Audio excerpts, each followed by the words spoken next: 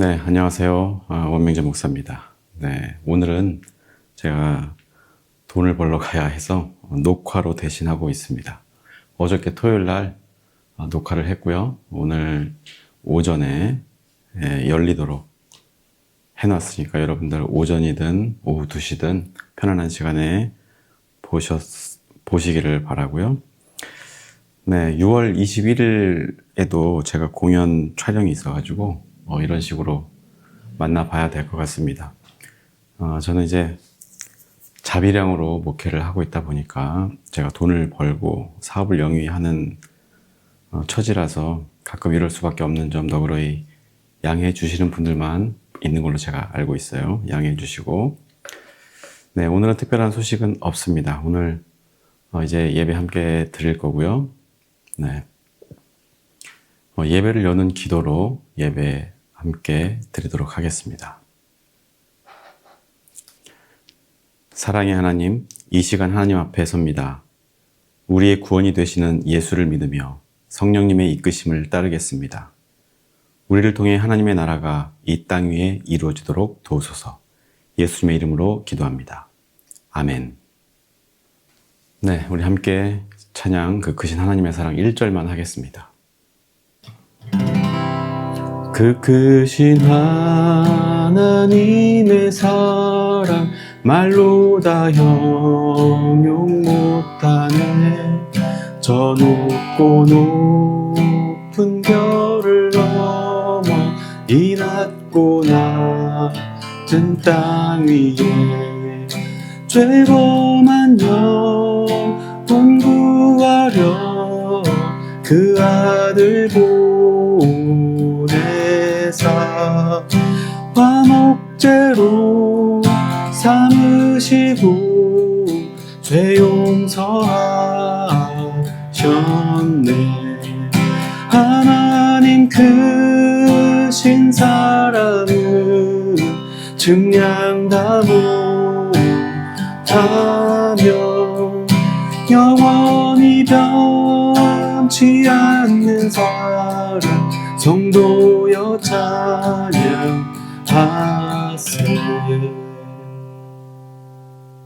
잠시 기도하겠습니다. 하나님 감사합니다. 일주일간도 우리를 지켜주시고 또 이 시간에 하나님 앞에 예배드릴 수 있도록 인도해 주심을 감사드립니다. 우리가 하나님을 예배할 때마다 하나님 말씀을 듣게 하시고 그 말씀을 따라 어떻게 살아야 할지 고민하고 삶에 적용하는 귀한 성도들 될 수 있도록 주님 축복해 주옵소서. 세상은 전쟁의 소식이 끊임이 없고 이런저런 문제로 경제적인 문제 또 정치적인 문제로 혼란스러운 가운데 있습니다. 그러나 그 가운데서 우리가 평안을 누릴 수 있는 것은 주님의 은혜 때문임을 이 시간 고백합니다.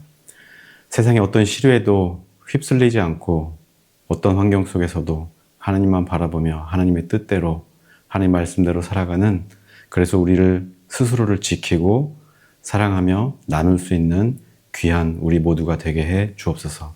감사함이 예수님의 이름으로 기도드립니다. 아멘. 네, 성경 봉독하겠습니다. 호세아 6장 6절 말씀입니다. 제가 봉독할게요. 나는 인애를 원하고 제사를 원하지 아니하며 번제보다 하나님을 아는 것을 원하노라. 아멘. 네, 이 본문은 제가 예전에 한번 나눴던 말씀이고 또 아모스서를 읽다가 다시 한번 이 말씀을 가지고 이야기를 나눠야 되겠다 생각을 해봤습니다. 오늘은 예배보다 중요한 것이라는 제목으로 함께 말씀 나눌게요. 우리 흔히 교회에서 가장 중요한 게 뭐냐 이렇게 물어봤을 때 예배다 뭐 이렇게 이야기를 많이 할 겁니다. 예배가 가장 중요한 것이다 이렇게 강조하시는 목사님도 많이 있고요. 뭐 틀린 말은 아닙니다. 아무튼 그래서 이 주일 성수라는 말도 만들어졌죠. 주일 성수는 사실 성경책에 없는 말이에요. 그런데 주일 성수라고 되게 거룩한 이름을 붙였죠. 많은 목회자들이 이 주일 성수라는 원칙을 앞세워서 성도들을 통제하는 수단으로 삼기도 해요. 네, 주일 성수 안 하면 큰일 나는 것처럼 이야기하는 경우도 많이 있죠. 물론 의도적이지는 않더라도 대부분의 목회자들이 이 주일 성수라는 어떤 원칙을 앞세워서 그 말을 잘 듣는 사람은 내 교인이다, 아니면 아니다, 뭐 이렇게 생각하는 경우도 더러 있습니다. 그래서 이 사람이 내 사람인가 아닌가 그거를 판단하는 기준으로 삼는다는 것이죠. 그래서 의도치 않게 자기도 모르게 가스라이팅을 하면서 주일 성수해야 된다. 네, 그렇게 이야기하는 사람도 있다는 거예요. 어떻게 보면 이제 예배는 중요한 것이지만 예배를 강조하다 보니까 어떤 그런 부작용도 있다는 말씀을 드리는 겁니다. 그런데 오늘 호세아서 6장 6절 본문의 말씀을 보면 하나님이 이렇게 말하고 있어요. 나는 인애를 원한다. 인애를 원하지 제사를 원하는 게 아니야. 인애라는 건 뭐 다 아시다시피 어지린 자의 사랑의 자, 어진 마음을 갖는 것, 그리고 그 타인을 사랑하는 것, 이런 것이 예배보다 중요하다. 예배 자체가 중요하지 않은 것이 아니라 예배를 그렇게 열심히 드리면서 한편으로는 인애가 없다고 하면 그것은 올바른 예배가 될 수 없다, 이런 의미겠죠. 또 이어서 같은 의미로서 이렇게 얘기를 해요. 번제보다 하나님을 아는 것을 원한다. 번제라고 하는 것은 뭐 다 아시는 것처럼 희생양, 뭐 염소가 됐든 양이 됐든 소가 됐든 무언가를 바쳐서 드리는 예배, 제사를 말하는 거예요. 네, 그래서 뭐 현대적으로 해석해 보면 헌금이나 뭐 어떤 봉사, 종교적인 열심, 뭐 이런 것들을 의미할 수가 있겠죠. 그래서 그런 번제, 내가 어떤 희생이나 봉사, 열심을 통해서 내가 하나님을 사랑하고 있다고 하는 어떤 하나의 표현이 될 수는 있지만, 그 표현을 한다고 해서 그것으로 하나님의 자녀가 되었고 하나님 뜻대로 산다라고 이게 증명할 수는 없는 거예요. 왜냐하면 제가 여러 번 말씀드리지만 그런 행위는 교회 안 다니는 사람도, 하나님 믿지 않는 사람도, 바리새인들도 잘하는 것들이기 때문에 이런 것으로 교회 잘 나오고 뭐 번제를 드리고 제사를 잘 드리는 것만으로는 우리의 믿음을 증명하지 못한다는 거, 이것을 우리가 먼저 기억할 필요가 있어요. 세상에 종교를 가진 사람은 많아요. 그런 것만 따지면 종교라고 하는 것이 결과적으로 우리가 사랑을 이야기하잖아요. 부처도 불교도 마찬가지고 이슬람도 마찬가지고 핵심은 결국에는 사랑이에요. 사랑을 하기 위해서 우리가 신을 제대로 이해해야 되고 신에 의해서 창조된 피조물들, 나 자신을 비롯한 피조물들을 이해하는 것, 거기에 다다르려고 하는 것이 종교이고, 그 종교는 사랑이라는 결과로 나타나는 겁니다. 예. 종교적으로 굳이 구분을 했을 때 그렇다는 얘기예요. 그래서 이 사랑은 호세아 6장 6절의 말씀과 다 있는 겁니다. 다른 종교들이 말하는 것들도 같은 맥락에 놓여 있다는 거예요. 다른 종교, 다른 신을 섬기더라도 결과적으로는 제사보다는 인애가 중요한 것이고, 번제보다는 하나님의 뜻을 제대로 이해하는 것, 아는 것이 훨씬 중요하다. 그렇게 해야 우리가 비로소 사랑할 수 있다고 하는 것이죠. 그래서 어진 마음으로 가족과 이웃과 어우러지고 또 약자를 배려하고 사랑하는 것으로 예배를 통해 내가 믿는 신이 증명이 되는 것. 네, 그것이 궁극적인 종교의 목표이죠. 결국에는 그 사랑이라는 것을 통해서 그 신을 사랑하고 믿는다는 것도 증명이 되는 겁니다. 이단이 왜 이단이냐? 우리가 여러 가지 뭐 교리적으로 뭐가 옳고 틀리고 말을 많이 하지만 결과적으로는 그래요. 인애가 빠진 종교. 네. 하나님에 대해서 제대로 알지 못하는 것에 대해 제대로 알지 못하는 것, 이런 것들이 그 이단이 되게 하는 겁니다.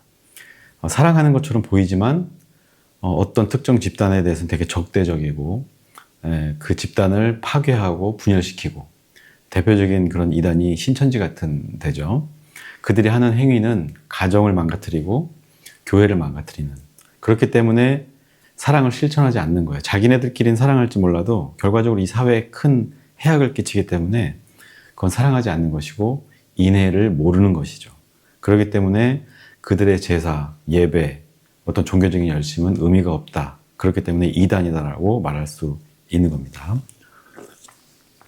특히 이런 이단일 경우에 어떤 제사, 행위로, 번제, 어떤 희생으로 자기가 옳다는 것을 증명하려고 하는 경우가 많이 있어요. 이런저런 자꾸 자기의 어떤 믿음을 정당하기 위해서 하는 행동들이 어떤 방어 기제처럼 자꾸 작동을 하는 거예요. 자기가 옳다는 것을 증명하려고 무리수를 던지기도 하고. 그런데 하나님은 이렇게 말씀하시는 거예요, 오늘. 그런 제사나 그런 번제 나는 별로야. 나 그런 거 필요 없어. 서로 어진 마음으로 사랑하고 살면 그게 나는 좋아. 그리고 내가 어떤 마음으로 너희들을 창조했는지 그 마음을 아는 것이 난 더 중요해. 라고 오늘 호세아서 6장 6절을 통해서 하나님 말씀하고 있는 겁니다. 그러니까 어질게 굴어라. 사랑하면서 살아라. 하나님에 대해서 더 공부하고 고민 좀 해봐. 이런 이야기인 것이죠. 무엇이 옳고 그른 것인지 우리가 분별할 수 있어야 돼요. 지혜와 명철을 얻어야 한다는 겁니다. 이것은 그냥 가만히 있는다고 주어지는 것이 아니라 계속해서 우리가 기도하고 말씀 읽고 공부하고 묵상하면서 또 경험하면서 사랑하면서 실패도 하고 성공도 하면서 그 가운데서 우리가 알게 되는 것들이죠.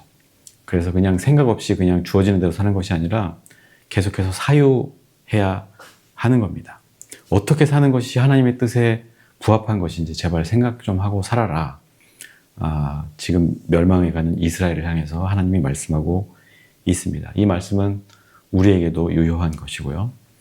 호세아가 살았던 당대에는 이스라엘이 이제 남북으로 분열된 시기였어요. 북이스라엘 쪽에서 활동하던 선지자고요.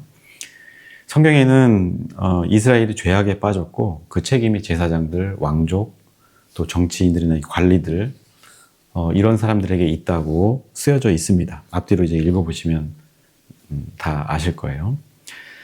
제가 오래전이지만 뭐 이스라엘에 대해서도 여러 번 말씀을 드렸던 것 같아요. 굉장히 풍요로웠던 시절이 있었다.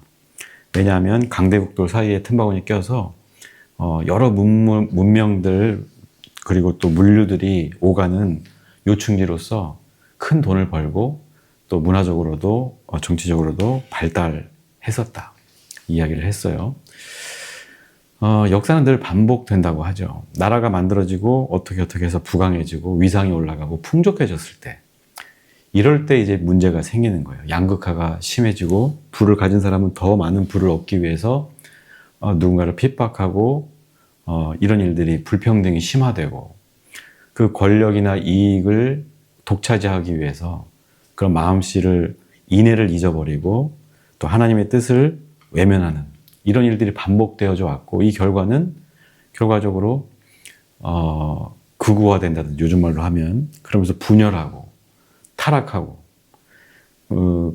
그러다가 국가가 패망하는 길에 이르게 되는 것들을 우리가 온 지구의 역사를 통해서 우리가 알 수가 있는 것이고 이스라엘도 그와 같은 전철을 밟아왔다. 제가 몇 번 말씀드렸어요. 이 역사는 계속 반복되고 있어요. 그런 점에서 지금 이 순간 우리나라를 좀 바라볼 필요가 있어요. 지금 그 어느 때보다 국가적인 위상이 높아져 있는 시기입니다. 트럼프가 지금 이렇게 뻘짓을 하는 바람에 어떻게 보면 균형자의 역할을 할 수 있는 사람이 없잖아요, 세계에. 그런데 이명박 대통령이 아주 전략적으로 중간에 서서 잘 하고 있는 것 같아요. 그래서 사람들이 한국을 부러워하고 존경하고 또 한국 대통령의 입을 바라보는 GDP도 상위권이죠. 이미 일본은 앞질렀고 대단한 나라입니다, 우리나라. 완전히 그 전쟁터에서 몇십 년 만에 이렇게 부를 이뤘던. 그런데 또 극우화도 어느 정도 진행이 되어 있어요. 지금 잠깐 묻혔지만은 언제 또 튀어나올 상황인지 모릅니다. 뭐 이스라엘, 뭐 예전에 뭐 페르시아, 로마, 영국, 스페인 뭐 제국주의들, 독일, 미국 다 비슷한 역사를 가지고 있는 거예요. 미국은 이제 망해가고 있죠, 지금. 아무튼 하나님 말씀은 예전이나 지금이나 똑같은 거예요. 먹고 살만한 상황이 되면 사람들은 자꾸 타락하고 분열하고 또 극우화되고 그러다가 분열하면서 깨지고 망가지고. 그러니까 하나님이 또 말씀하시는 거예요. 이 성경 말씀을 통해서 너 먹고 살만하니? 이제 좀 어진 마음을 품고 살아봐. 옆에 있는 사람들, 어려운 사람들. 너 이제 권력을 가졌지, 지위를 누렸지, 돈을 가졌지, 이제 베풀어야지 하는데 여전히 자기 이속만 채우는 이런 욕심들이, 욕망들이 넘쳐날 때 그 국가는 위태로워진다는 거예요. 하나님이 호세아를 통해서 지금 경고하고 있는 겁니다. 이것만 빨리 깨달아도 다시 회복할 수 있다고 호세아는 얘기하는 거예요.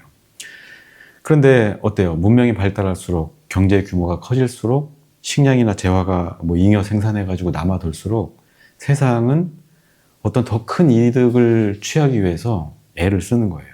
자기의 이익을 위해서 지금 당장 해야 될 일을 뒤로 미루고 자기의 인기를 위해서 정치인들이 복지 정책을 남발한다든지 해서 지금 유럽은 지금 꺼져가는 등불이 되고 있잖아요. 경제적인 어떤 내실을 도모해야 할 시간에 그냥 미국이 지켜준다는 거 하나 믿고 그냥 배부른 소리 하면서 지내다가 지금 유럽이 지금 추락 위기에 와 있고 지금 독일의 경쟁력도 우리나라만 못한 현실이고요. 이런 역사적인 큰 흐름을 보면서 우리가 지금 이렇게 잘 나가고 있을 때 이 호세의 말씀에 좀 귀 기울여 볼 필요가 있다는 겁니다. 아무튼 이렇게 경제적으로 부흥하고 힘을 가졌을 때 많은 나라들이 그래요. 개인들도 마찬가지고 어떤 단체나 종교도 마찬가지고 더 큰 권력이나 영향력을 가지려고 애를 쓰는 거예요. 겉으로는 훌륭한 인품을 가지고 사회에 선한 영향력을 끼치는 것처럼 얘기하지만 결과적으로는 자기의 이익을 위해서 자신의 탐욕을 채우기 위해서 실질적으로 그렇게 이끌어 간다는 것이죠. 약자를 돌보는 것처럼 보이긴 하나 실질적으로는 자기의 이익을 위해서 속으로는 아주 배고픈 늑대처럼 뭔가 뜯어먹을 거 없나 하고 먹이를 찾아 배회하는 정치인들이 딱 이런 과에 속하는 것 같아요. 아무튼 호세아를 통해서 전해진 이 본문의 말씀을 우리는 깊이 되새겨야만 하는 겁니다. 국가적으로도 그렇고 개인적으로도 선줄로 생각할 때 넘어질까 염려하라. 성경의 말씀이죠. 지금 트럼프의 헛발질 때문에 우리나라가 어쩌면 세계 질서의 어떤 주도권을 가지게 될 수도 있고 또 마침 이런 와중에 제조업이 발달한 덕분에 지금 어떻게든 세계 경제에 이바지하면서 세계 정상들이 우리나라만 바라보고 있는 방산 사업도 마찬가지고요. 아무튼 이 AI 시대를 맞아서도 반도체를 앞세워서 우리나라가 어떤 거대한 패권을 또 움켜쥐는 형국이 되고 있어요. 그래서 이런 힘이 어떻게 보면 미국이 가진 석유 패권, 달러 패권보다 더 유용한 것이 되는 시절을 우리가 살고 있습니다. 그래서 미국 주도의 어떤 패권 다툼 싸움에서도 우리가 균형자 역할을 하면서 견딜 수 있는 힘이 있는 거예요. 근데 지금 우리가 이 호세아의 말씀을 기억해야 한다는 겁니다. 개개인은 가난해질 수 있어도 나라는 부강해질 거예요, 아마. 경제는 바닥을 칠지 어쩔지 모르겠지만 큰 틀에서 보면 GDP도 더 올라갈 것이고 총 생산량도 늘어날 것이고 이익도 많이 취하게 될 것 같아요. 부강해질 것이 분명하죠. 좀 전에 말씀드렸던 것처럼 방산산업도 지금 그 어느 때보다 호황이고 최소 수년에서 10년 길게는 20년까지는 한국이 주도하는 어떤 세계 질서가 만들어질 수 있는 그런 환경이 좀 만들어졌다. 저는 이렇게 보고 있습니다. 그럴 때일수록 우리가 이 호세아의 말씀을 기억해야 하는 거예요. 이스라엘은 먹고 살만 하니까 살벌한 그런 어떤 국제 권력의 틈바구니 속에서도 그 권력과 지위를 지켜보려고 갖은 수단을 다 쓸 수 있는 거예요. 돈으로 이렇게 저렇게 해봤는데 자기의 이익이 된다고 하면 당장에 하나님의 뜻을 거스르는 일도 마다하지 않았던 거예요. 그래서 우상 숭배하고 불의했고 약자를 돌보지 않았죠. 인애가 없어지고 그렇습니다. 그래서 이스라엘은 분열할 수밖에 없었고 결과적으로 북이스라엘 남유다가 차례로 멸망할 수밖에 없었다는 사실을 이 시간에 우리가 기억을 해야 되는 거예요. 왜 잘 나가고 있는데 찬물을 뿌리냐라고 말할 수 있겠지만 이럴 때일수록 우리가 하나님의 말씀을 귀 기울여야 이 영광이 오래 갈 수 있다는 겁니다. 아무튼 이스라엘이 극단적으로 분열해서 서로 안에서 내전이 일어나가지고 남북으로 나뉜 건 사실이잖아요. 그 이면을 들여다보면 제가 앞서 말씀드렸던 것처럼 풍요로움이 있었어요. 그 풍요로움 속에서 권력과 지위와 어떤 정치적인 이득을 독식하려는 자들이 있었다는 거예요. 지금 우리나라도 그렇게 되지 말라는 법이 없다는 말이죠. 호세아서는 이미 범죄해서 남북이 분열된 상황에서 활동하던 그런 시기에 쓰여진 책이에요. 분열이라는 결과 앞에서 이스라엘의 과오가 무엇인지 이야기하고 있는 겁니다. 그래서 이 말씀을 듣고 돌이키기만 한다면 너희들 구원해 주실 거야 라고 전했던 사람이 호세아예요. 네. 그런데 끝내 이스라엘은 그 호세아의 말에 귀 기울이지 않았죠. 결과적으로는 멸망했다는 겁니다. 이스라엘은 물질적 풍요 속에서 하나님을 잊고 하나님의 말씀 인내하는 것, 그러니까 쉽게 얘기하면 이제 경천애인, 제가 말씀 많이 드리잖아요. 그런 의미를 외면하고 살았던 겁니다. 당장 자신에게 닥친 위협이나 어려움들을 모면하기 위해서 기꺼이 우상을 숭배하고 기꺼이 이방 여인을 취해서 왕비로 삼고 후궁으로 삼고, 그래서 이제 이스라엘의 어떤 정체성을 잃어버리게 되는, 결과적으로는 멸망에 이르는 일이 있었다. 그리고 이런 역사는 반복되어 왔고 우리나라도 예외가 아니다. 그래서 지금 우리나라가 그 어느 때보다 잘 살고 있는 것 같지만 어떻게 보면 지금이 가장 위험할 때일 수도 있다는 거예요. 이건 국가의 문제이기도 하고 개인도 마찬가지입니다. 개인이 한때 잘 나간다고 해서 행복하게 살 거라고 어떻게 그걸 장담할 수 있겠어요? 잘 나갔을 때, 일어섰다고 생각했을 때 넘어질까 염려하라는 것이 오늘 호세아의 호소입니다. 이것을 우리가 잘 들어야 되고 기억해야 하는 겁니다.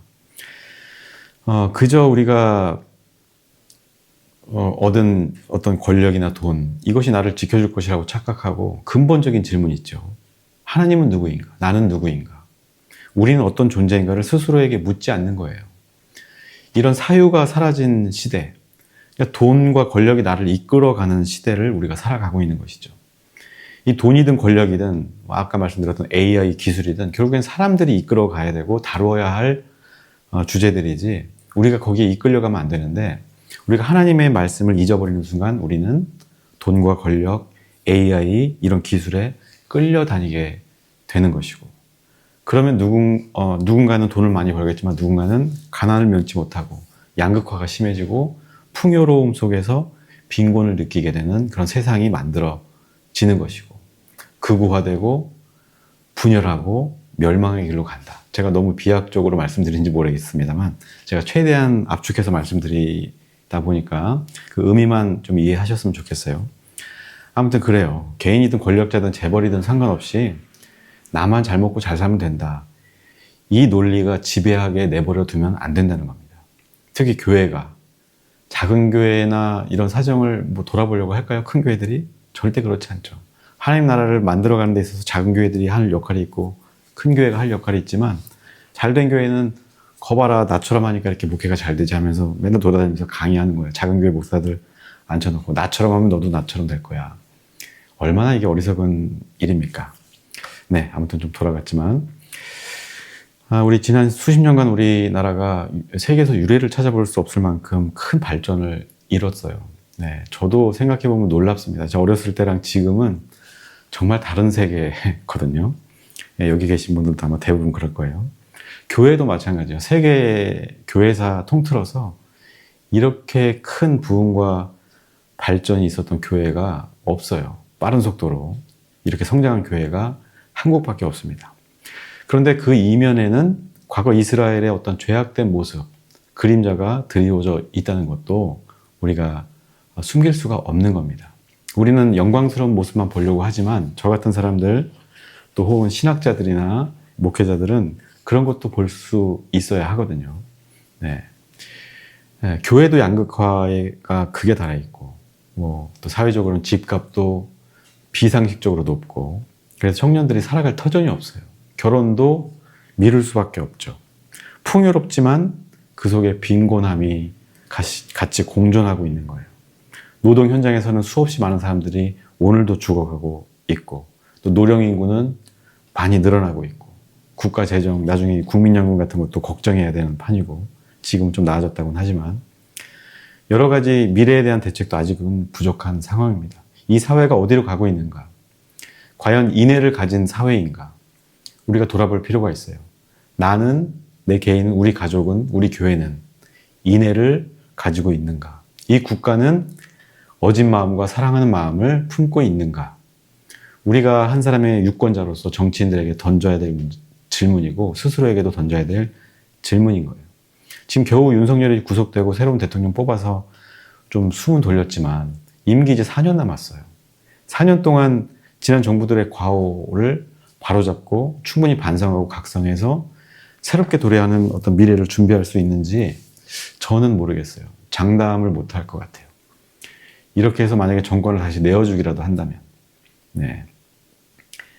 제가 말씀드렸던 이런 멸망의 징조들이 훨씬 더 빨리 도적처럼 임할 수도 있을 것 같아요. 그래서 지금 우리가 기도해야 하는 겁니다.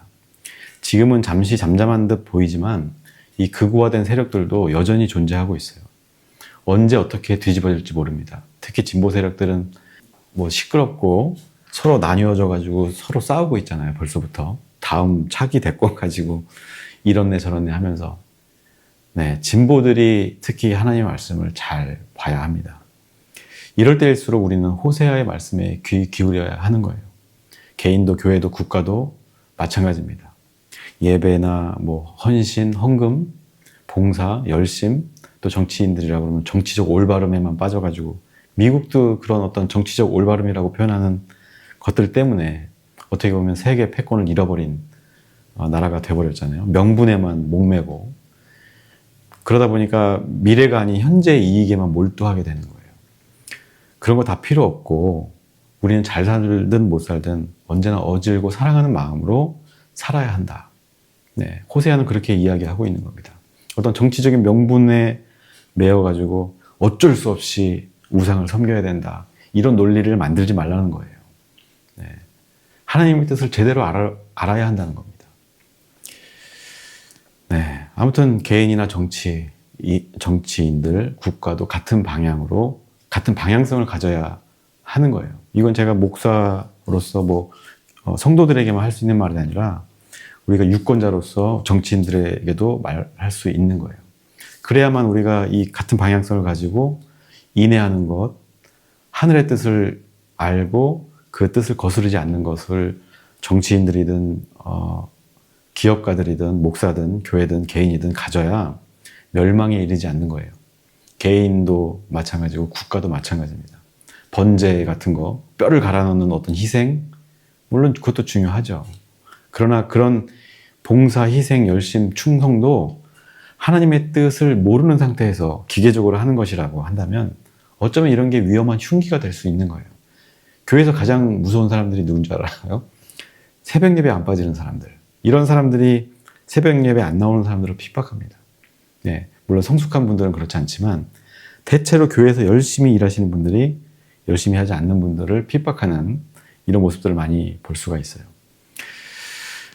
트럼프 보세요. 열심히 하죠. 열심히. 미국의 자국의 이익을 위해서 열심히 하긴 하는데 나름대로 뭔가 미국의 이익을 위해서 열심히 뛰는 것 같긴 한데 전 세계를 좀 뒤흔들고 있죠. 멸망의 징조를 보이고 있어요. 네, 그 사람이 해야 될 거는 어떤 방법을 강구하고 뭐 대책을 세워서 뭘 어떻게 하고 뭐 관세를 내서 위협해가지고 이익을 얻어내고 이렇게 잔머리를 굴리는 것이 아니라 패권을 가진 국가로서 인애로서, 네, 하늘의 뜻을 거스르지 않으면서 이 세계의 질서에 이바지하는 것, 이것이 미국이 살 길입니다. 그런데 미국은 정반대로 지금 하고 있죠. 그래서 미국은 시간이 오래 걸리겠지만 10수년, 20년, 30년에 걸쳐서 서서히 몰락해 갈 거예요. 제 예언이 틀리다고 한다면 나중에 손톱을 하나 조금 짧게 자르겠습니다. 자른다는 말은 못하겠고요. 아무튼 오늘 예배 제목, 설교 제목이 예배보다 중요한 것이죠. 네. 우리는 예배만 잘 드리면 된다. 정치인은 표만 잘 사람들의 인정만 받으면 된다. 또 미국 같은 사람들, 미국인 대통령 같으면 내 힘을 이용해서 우리 자국의 이익을 이만큼 얻으면 된다. 네. 그런 열심을 가지고 있는 것도 중요하지만 그것도 결국에는 우리의 삶이 뒷받침되어야 하는 거라는 거예요.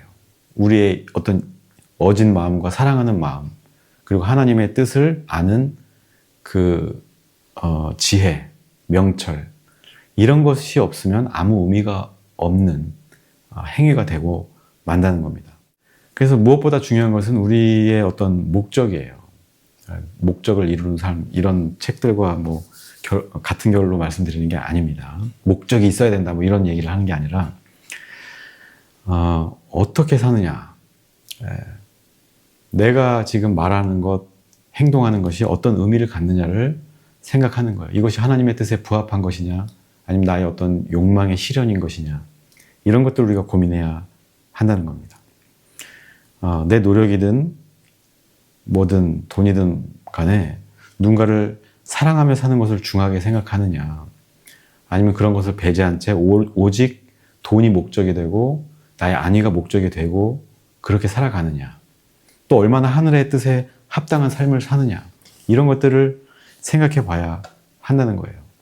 지금 인공지능이 뭐 이제 인간을 대체할 것처럼 세상이 빠르게 발전하고 있죠. 피지컬 로봇들도 발전하고 있고요. 결국 그 인공지능도 뭐 로봇도 자율주행 같은 것도 우리 인간이 다루어야 될 기술인 거예요. 통제할 수 있어야 되는 거예요. 왜 통제를 해요? 그것이 우리 인간들을 해할 수도 있기 때문에, 인간들의 일자리를 빼앗고 삶의 의욕을 빼앗을 수 있기 때문에 적절하게 통제하고 균형을 맞춰주는 거예요. 그 밑바탕에는 인애라는 것이 깔려 있는 겁니다. 어질고 사랑하는 마음. 그 안에 하나님의 뜻이 담겨 있다는 것을 생각하는 것이 있기 때문에 우리가 그 기술을 통제하는 겁니다. 그런데 더 많이 벌고 싶은 사람들, 더 높은 권력의 자리에 가고 싶은 사람들은 그 통제를 최소한으로 하려고 하는 거예요.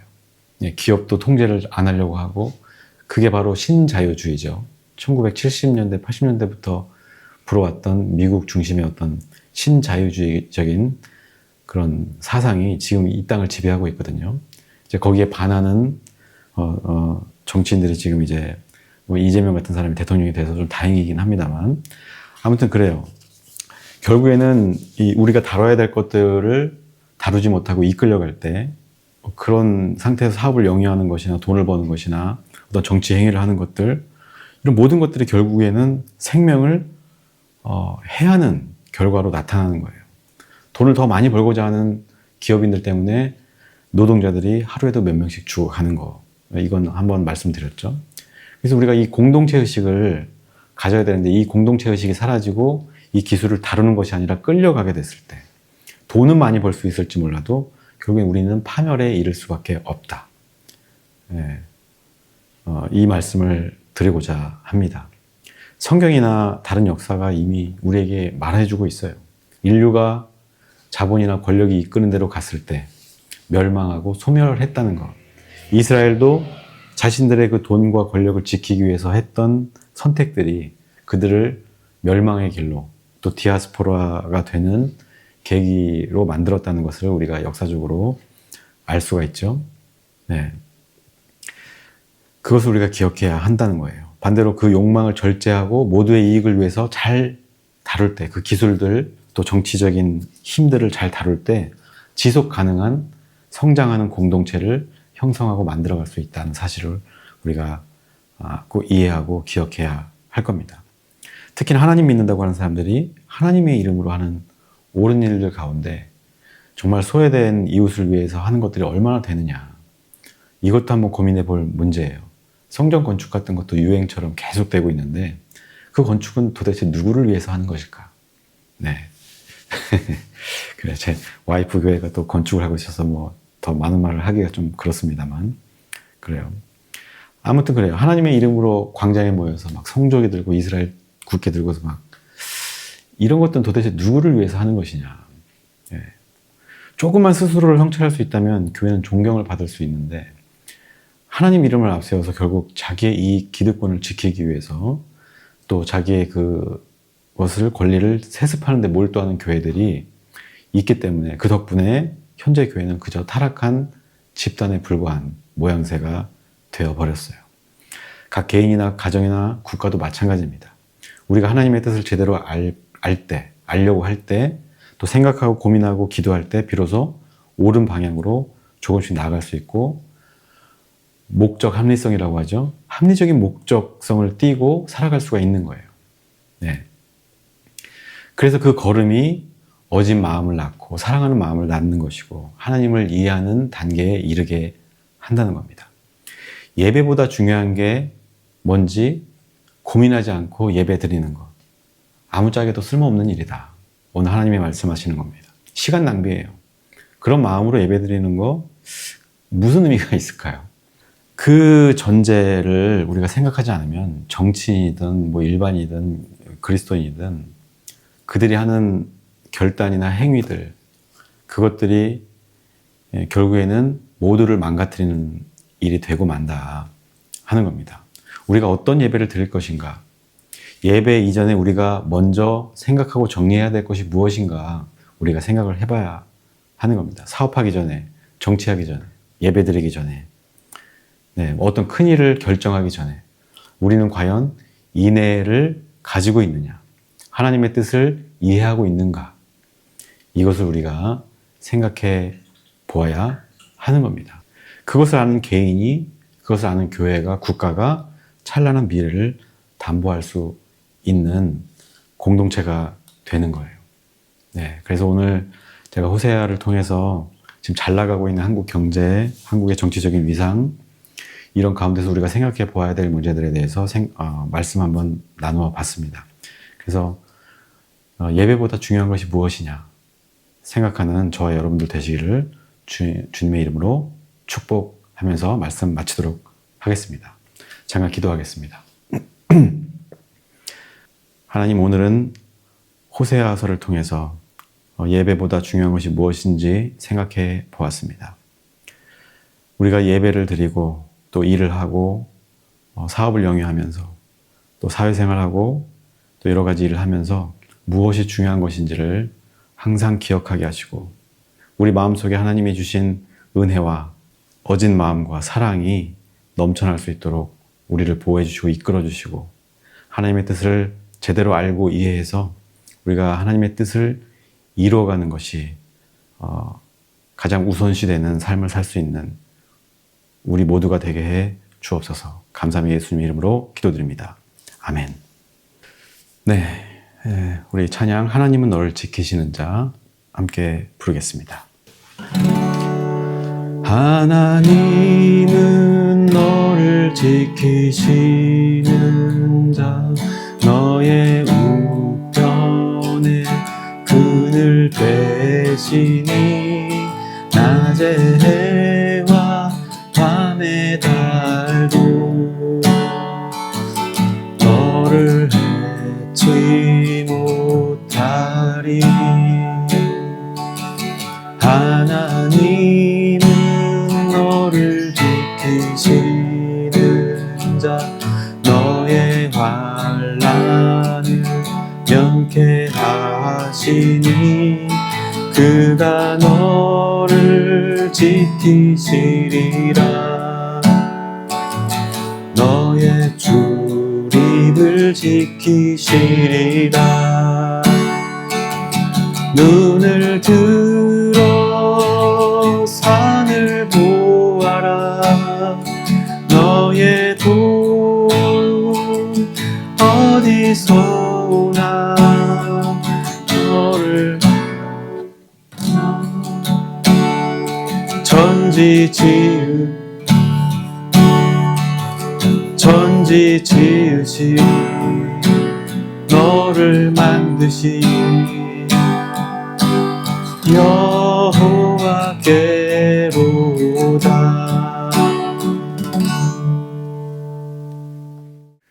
주의 기도로 예배 마치도록 하겠습니다. 하늘에 계신 우리 아버지, 아버지의 이름을 거룩하게 하시며 아버지의 나라가 오게 하시며 아버지의 뜻이 하늘에서와 같이 땅에서도 이루어지게 하소서. 오늘 우리에게 일용할 양식을 주시고 우리가 우리에게 잘못한 사람을 용서하여 준 것 같이 우리 죄를 용서하여 주시고 우리를 시험에 빠지지 않게 하시고 악에서 구하소서. 나라와 권능과 영광이 영원히 아버지의 것입니다. 아멘. 오늘 예배는 여기서 마치도록 하고요. 다음 주에는 실시간으로 만나 뵙도록 하겠습니다. 오늘 설교나 기타 질문이 있으시면 언제든지 전화나 문자, 카톡 보내주시고요. 우리 다음 주에 만나도록 하겠습니다. 감사합니다.